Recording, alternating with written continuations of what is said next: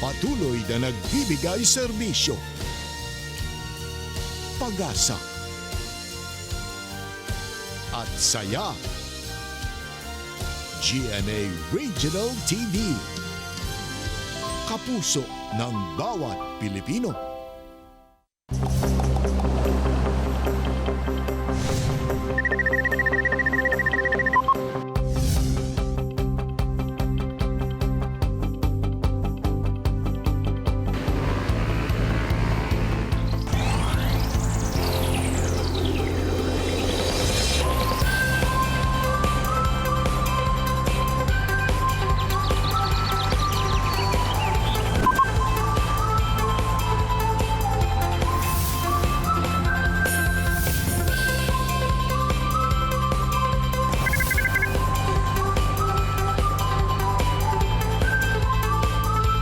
Kini ang At Home with GMA Regional TV.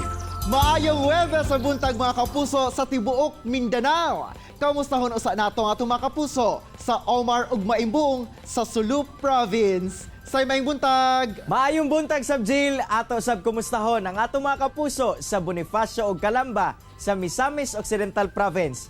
Mga kapuso, karong buntaga atong makauban ang Cagayanon nga naglusad og advokasya pinaagi sa pag-recycle og mga basura aron makatabang sa kinaiyahan ug makamugna og mga bagong gamit. Kauban si Hope Carino. Samtang say ato sab mas palawman pa ang atong kahibalo labot sa human immunodeficiency virus kun HIV ug unsaon paglikay nga mataptan niini. Kauban ang Deputy Convener for Gay sa LGBT Davao City Coalition si Oscar Obenza Jr. ug sa Bestok makauban at Senior Resi si kapusong Therese Malvar.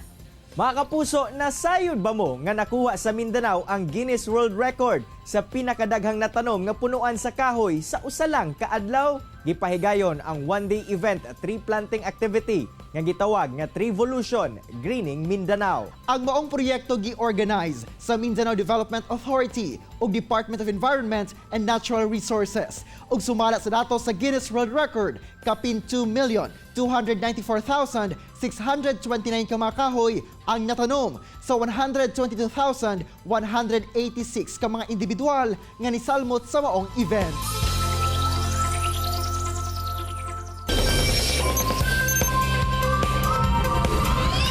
Mga kapuso, subay sa kasabihan nga may pera sa basura, kini ang nahimong advokasya karon sa usa ka Cagayanon aron ilusad ang usa ka programa kung asa gina-promote ang pag-recycle sa basura kung asa makakwarta pa ka.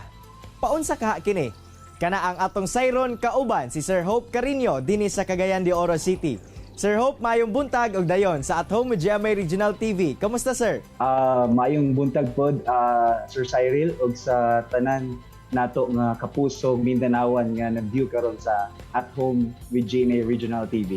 Sir, unang-una, asa nagsugod kining imong advocacy sa pag-recycle og basura? Last 2018 na naay gihimong it's a startup event diri sa Cagayan de Oro, CDO Startup Weekend, batch 2. Og isa ni ka event, sir, nga wherein mag-suggest mi og tech-based nga solution sa mga problems sa palibot. Ug isa nga akong gi-suggest ato nga time is kaning about sa pag-recycle sa basura nga makakwarta ang bisag si kinsa nga gusto magbaligya. Sir, alang sa kasayuran sa tanan, unsa ba ang proseso aning imuhang advokasya nga ginaduso o imuhang ginahimo? So, very simple lang, sir, no? Natay 3-step process. Una is mag-segregate yun na at source. So, ilahi nato da natong mga lata, mga plastic, cartons, and paper, o mga scrap metal. Unang-una, segregation. Second, through our Facebook page, pwede ka dito mag-send sa mga photos, mga junk photos nga pwede nimo or gusto nimo ibaligya. So that is our second, which is among booking. And then third, naadin ni partner nga junk vendor nga mag-schedule og collection din sa inyong mga junk na inyong plano ibaligya. So katulang tulo, sir, no? Segregation, booking, and then pick up. So paunsa sab, sir, nga makakwarta ang atong mga kapusong Cagayanon sa imuhang advokasya? Yes, sir.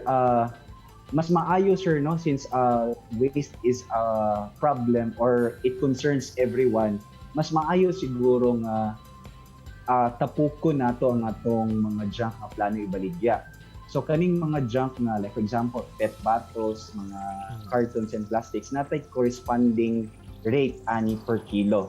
So sa diha nga ato ning i-pick up na, ato ning kilohon, pag human nato kilo, bayaran din nato ang atong mga partners na nagbaligya sa ilahang basura. Sir, unsa pod nga klase sa basura o recyclables ang inyong ginadawat o pila pod ang rate, sir, sa matag kilo ani nga mga types of recyclables? Kana ang pangutana, sir, no, mo gyud na akong giulat. So ang atong focus karon, sir, as kaning mga plastics like pet bottles o kaning mga detergent plastics, kana man gyud no ang common sa tua. Then second is natay mga karton, naputay mga paper, and then scrap metals, o napoy uban nga mga junk nga naputay mga specific buyer. For example, kaning pet bottle, sir, mudagan na siya og 2 to 3 pesos per kilo. Sa paper nato mudagan og 50 cents to 1 peso per kilo. Ang atong scrap metal would play around 7 to 8 pesos per kilo. Og kani nga rate, sir, this is collection. So Sir, asa sa ba maadto ang mga basura o mga recyclables nga inyong nakolekta na? So kani nga mga basura or mga junk, sir, recyclables nga atong ginapamalit, duha lang ni kabuk, sir. No, una ato ing ginabaligya sa mas dagko pa nga junk shop. O kani ding, or kung bulk gyud kaayo, ato ning ginadritso sa mga end buyers, which is mo ni sila ang process or reprocess sa mga junk nga ginabaligya sa ilaha. So sir, sa pila ka tuig ninyo nga pag-operate, unsa imong nakita, sir, nga epekto niini sa komunidad? Og unsa pod, sir, alang kanimo kaimportante ang pag-recycle sa basura? So akong nakita, sir, nga epekto ani is ma-reinforce, maganahan sila mag-segregate kay kabalo sila nga naay mokuha or mopalit sa ilang gipang segregate nga mga recyclables. So isa man gud sa challenge nato karon, labi na sa mga local government units is ang proper waste segregation and disposal at source. So knowing nga naa diay tay eco partner nga willing mo palit sa mga segregated nga basura, ma-reinforce ni nga habit. Og isa pud siguro, sir, nga akong maingon or ma-share, no, nga sama sa akong nadunggan, there is no planet B. Isa na sa reason, sir, nga dapat ang pingan yun nato atong palibot. Doon ay nag-ingon nga daghan na mga scientists nga gusto mo nga pwede daw ang Mars. Pero ang pangutan na ba kay pamiliti padulong Mars? Wala man siguro kay mahal kaayo, no? Ang piliti padulong dito. So mo lang siguro na ang pingan nato atong palibot. Lastly, Sir Hope, imuhang mensahe sa atong mga kapuso nga mag-engage sa pag-amping sa atong kinaiyahan. Let's take care of our planet, and one way to take care of it is through junk trading. Atong timan-an nga naayoy pera sa basura, and always nga let's help our local government unit pod as much as they want to implement the RA 9003 or the Ecological Solid Waste Management Act sa ilang nga bahin. Kinahanglan po silang tabang sa gikan sa tuang mga residente. Daghang kayong salamat, Sir Hope, sa ibong oras nga gihatag sa At Home with GMA Regional TV og amping pirmi, sir, og padayon sa imong mayong buhat. Daghang salamat, Sir Cyril, og sa tanan natong kapusong Mindanawan nga nag-view karon sa At Home with GMA Regional TV. Maayong buntag sa inyong tanan. Chillax lang mga kapuso, mubalik pa ang At Home with GMA Regional TV. Kini ang At Home with GMA Regional TV. Best talk tayo mga kapuso, kauban si Attorney Rasi Rizada. Rasi!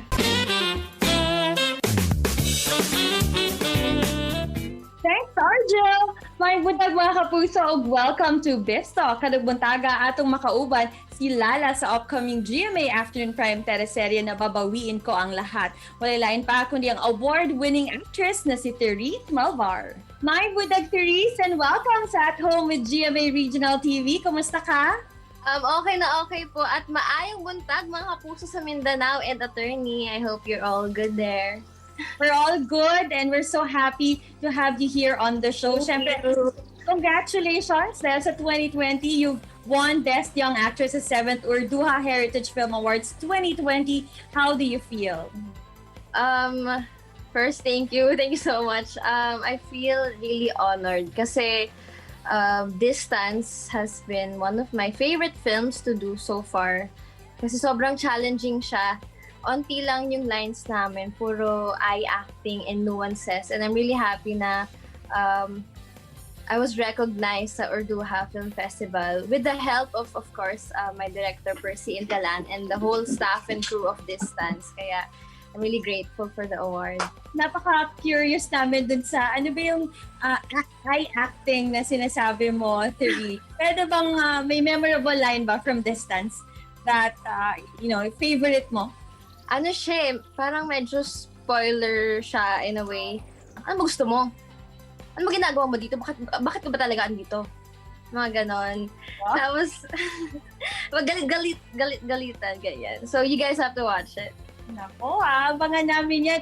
Kung babalikan mo yung batang Therese na gumawa ng movie at 12, at saka yung Therese ngayon, ano ba yung kaibahan? Maybe in terms of acting style, work ethics? For sure, yung dating Therese, very confused. Kasi dati, introvert po ako, tapos biglang napunta na ako sa world na parang very sociable, mga tao, tapos I had to act. The acting I really enjoyed so much, and until now, I enjoy as well. Siguro dati, nung una, playtime lang sa akin to. But now, I really see it as something I'm really passionate about, and it's part of my life na. And because of your talent na alam na, parang hindi namin mapantayan, tuloy-tuloy na yung teleserye ginagawa mo at ngayon, may pinaghahandaan ka. Please tell us more about your project naman. Thank you. So, this new show na malapit yun na mapanood, which is Babawiin Ko Ang Lahat. Kasama ko dito si Pauline Mendoza, Christopher Martin, Lizelle Lopez, Miss Carmina Villaruel, Sir John Estrada, at marami pang iba. It's about family drama and a very, very cute and in a way mature na love story na ibang Pauline Mendoza yung makikita nyo dito, guys. Tapos yung character ko dito ay si Lala at ako yung magiging best friend na babaeng bakla na best friend ni Pauline Mendoza, yung character niya. Oh, interesting ang character mo dito. And how does it feel working with Miss Carmina, John Estrada, and the rest of the cast? Sobrang saya. I was really thankful talaga. I'm always grateful for things. And nung una, kasi first lock-in taping ko to, I was worried at first because I was worried na baka hindi kami magka-jive na mga ugali or personality. Makakasama namin yung isa't isa for 1 month. So I was really scared. Sana magka-jive kami. And then thankfully, sobrang nag-click kaming lahat. Pag rest day, we would eat together sa location. Tapos kwentuhan lang, ganyan. And then sa mismong taping sa set, sobrang gaan. Not only the cast, not only sina Miss Carmina and everyone, but also the crew as well, sina Direk. Sobrang gaan nila kasama. That's why I really enjoyed this lock-in taping. Sobrang for keeps yung mga tao. Until now, nag-message pa rin kami. Ganyan. Naku, ang saya. Excited na rin kami mapanood ka. At of course, the rest of the cast ng Babawiin Ko Ang Lahat. Impitahan mo naman, Therese, lahat ng ating mga kapuso sa Mindanao na abangan ang bago mong teleserye. Yan, hello po mga kapuso dyan sa Mindanao. Please do watch Babawiin Ko Ang Lahat, GMA Afternoon Time. Thank you very much, Therese. Dagang salamat you. sa your time ngayong umaga. Thank you! And that was Kapusong Therese Malvar. Tutok lang mga kapuso kay mubalik pa ang At Home with GMA Regional TV. Kini ang At Home with GMA Regional TV.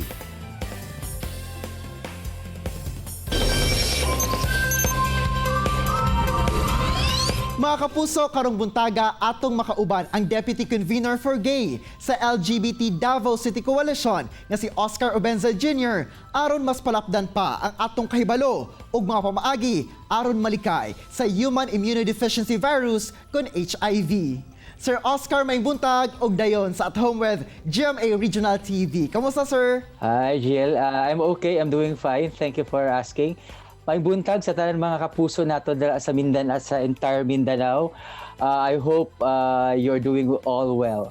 And thank you so much for making time with us this morning, Sir Oscar. Og hisgutan nato ang atong topic no karong buntaga. Kamusta ba karon ang kaso sa HIV/AIDS sa Davao City? unfortunately nagpadayon gyapon siya dako no, in spite na naatay gapon na restriction unta sa during COVID pandemic, pero nagataas gyapon siya. So total last September 2020 nagdagan gyapon tag mga 3,285 cases sa Davao City. Sa entire Philippines atay 82,865. So daghan gyapon, nagadaghan gyapon siya. Og sir, aron mas palawman pa nato, unsa ba kining HIV nga sakit? HIV kay isa ka sexually transmitted infection na usually makuha gyud nato siya pinaagi sa pakipaghilawas na walay proteksyon. So isa siya ka virus na as of the moment wala siya lunas pero naa siya treatment. Sir Oscar, unsa ba ang pamaagi aron malikay nga mataptan sa HIV? Daghan pwede na mahimo na una-una. So pag-iwas kung pwede dili sa makipaghilawas, ayaw lang sa. Ikaduha, be faithful to our partners. Yun, very biblical yun. Letter C, let's use protection. We could also use condoms if possible with lubricants. And if ever, you could also consult your conscience with that matter. And if possible, don't share needle. Yun. Lastly, know about HIV more and know your status through education. Pero ang pinakabago na importante nato mimaon karon na natay option for PrEP, pre-exposure prophylaxis. Ginainom na siya para dili ka matakdan og HIV infection. Og i-expound pa nato sir no imong na-mention nga pre-exposure prophylaxis. Unsa ba ni nga klase nga tambal sir? Actually, there are two methods to do that. Kanang PrEP na ginaingon nato, pero mas safe gihapon ang among ginainom jud na siya taga-adlaw. Mura jud siya vitamins. If you do know your sexual activities kay active kay ka, advisable gyud ni para sa imuha. Pero kailangan nimo siya inuman every day in an exact time. Mura po ka nag-inom ani og tambal na nakay maintenance. Sir, gina-advise ba ninyo ang mga sexually active nga moinom ani nga tambal o kinahanglan ba nga dunay konsultasyon una sa doktor? Okay, it's very important na clear sa tanan. This is for negative na result for HIV. So meaning to say, importante, prerequisite siya na matest sa ka for HIV infection. That's one. Kaya dapat amo inom ani katong negative for HIV infection. Second, yes, kailangan siya to consult a doctor so that we could also check if your body is condition niya is okay, like your liver, like that. Kailangan siya i-check and istoryahan po ka sa isa ka counselor kay kailangan mapugod ni na proper responsibility. Dili ni pwede na gana-gana lang ang pag-inom nimo. Sir, unsa ba ang mga sagad, yung mga misconceptions labot sa HIV? Dili mamatay-matay na misconception no, na makuha siya sa pinaakan sa lamok. Dili gyud siya pwede makuha ana as mentioned earlier, sexually transmitted siya. Dili siya mabuhi sa lain pinaagi. Mabuhi lang siya sa tao, so di siya mabuhi sa lamok. Tapos nagaingon makuha daw sa hugging, sa kissing, sa holding hands, dili siya makuha pinaagi ana. So ay dili ka kailangan mahadlok. Sir, nayuban mahadlok sa screening ug testing kay lagi dili pa andam ugaling mag-positive. Pero unsa ba ka importante ang HIV test labi na sa mga sexually active? It's very important. Mo na mong ginatawag namo sa program na early detection. As early as possible that you know your status, it would be better. Why? First, health reason. Wala pa kay maramdaman na mga sakit-sakit, wala pa infection because your body is still strong. Kay kani magong HIV infection, imong immune system ang ginatake. So kung magpadugay-dugay ka, magpa-test, the more risk na pwede ka magkaroon og mga infection, other infection na dili na to makontrol. Second, maiwasan nimo ang stigma and discrimination. Ginabase magud sa uban sa katawhan na hala ka na mayat siya na siya HIV.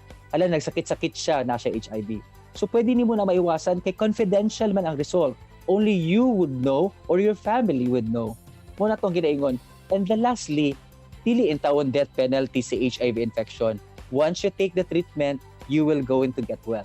Sir, na mga stereotype no nga basta miyembro kuno sa LGBT community, most probably mas at risk sa HIV/AIDS. Pero what's your take on this, sir? That's the point. That's the very word. Kung sexually active ka, regardless of your gender, heterosexual man ka, bisexual, gay or transgender, wala siya nagmatter. Kay ang ginaatake ani is ang katumang mga tao na nakipag-sex na walay proteksyon. As a matter of fact, if you're going to base in a worldwide basis, mas daghan man ang heterosexual na nagka-HIV compare sa mga ginatawag natong nasa sektor sa LGBT. Diri sa Davao, taas ang kaso sa atong ginaingon na LGBT sector kay mao man pud ang pangunahin na programa na ginahimo o ginaduso karon sa gobyerno. Ug ang inyong grupo sir, ang LGBT Davao City Coalition, naga-offer og free screening sa HIV. Unsa ba ni siya sir nga proseso? Yeah, congratulations sa Davao City LGBT na naman tay own office karon na inyong maduulan from Thursday to Monday. Close na during Tuesday ug Wednesday, nag-offer mi dito free HIV screening para sa tanan, dili lang sa LGBT. Kung kinsay gusto mo bisita sa MUA, pwede kayo from 1 p.m. to 5 p.m. in the afternoon. We also offer free condoms and lubricants. Sir Oscar, in this time of pandemic, paunsa ba ang pag-manage sa kaso sa HIV/AIDS kay usa sila sa kining naa sa vulnerable sector? Ginapadayon gyapon nato na ma-make sure na ang access to services kay dili ma-compromise. Open gyapon ato ang City Health Office sa RHWC every Monday to Friday. Naagyapon tay mga people's organization na nag-assist sa mga person living with HIV o katong mga tao na wala pa HIV. Na ang Olympus Society Community Center para maghiya sa inyo from Monday to Saturday. Ug karon na nagani ang LGBT Coalition Office para mutabang. Busy gihapon mi sa mga online conferences, naghimo mi mga Zoom meetings sa mga leaders para mapalawig gihapon nato ang edukasyon sa labi na sa mga katawhan sa Davao City ug sa Mindanao. Daghan kayong salamat Sir Oscar sa imong mga importanteng impormasyon nga imong gihatag karong buntaga sa atong mga kapusong Mindanawan. O good morning sir. Good morning. Gilusad sa LGBT Davao City Coalition ang pagpahigayon og free screening sa HIV alang sa early detection sa maong sakit ug sa maong pamaagi mas matabangan ang mga pasyente. Samtang Jill, napamatud-an gayod sa kagay-anong si Hope Carino nga may pera sa basura. Busa padayon ang iyahang advokasya sa pag-recycle og basura. Sanglit usa kini sa paagi nga mapreserba ang kinaiyahan. Sayang mga kapuso, dakong tabang gayod kay kapusong Therese Malvar ang iyang experience sa pag-arte aron mamahimong confidence sa sarili ug more sociable sa iyang trabaho. Busa ato siyang atangan sa upcoming GMA Afternoon Prime nga babawiin ko ang lahat. Mga kapuso, unta na-inspire o nakakaton kamo sa gi-share sa itong mga bisita karong buntaga. Sama na lang sa panultihon ni Lao Tzu nga the journey of 1,000 miles begins with one step. Mga kapuso, makita pagbalik ang atong episode pinaagi sa pagbisita sa www.gmaregionaltv.com. Huwag kalimot, mag-subscribe sa official YouTube channel sa GMA Regional TV. See you tomorrow mga kapuso, ug always remember that God is good all the time. Ayos og kalimot sa pag-smile. Amping! Stay safe and healthy mga kapuso. Ako si Cyril Chavez. Kinisab si Argil Relator. Buong puso para sa kapuso.